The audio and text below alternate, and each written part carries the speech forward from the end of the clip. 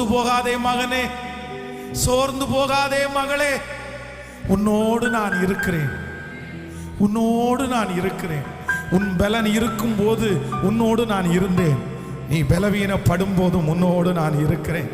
உன் கரத்தை பிடித்த நாள் முதல் இன்று வரைக்கும் உன்னை கைவிடாத கர்த்தர் இந்த 6வது மாதத்திலையும் உன்னை நான் கைவிட மாட்டேன். உன்னை கைவிடுவதற்காக நான் அழைக்கவில்லை.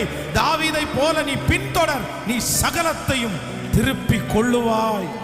நீ இழந்த பதவி உங்களுக்கு திரும்ப வரும், நீ இழந்த இடம் உங்களுக்கு திரும்ப வரும்.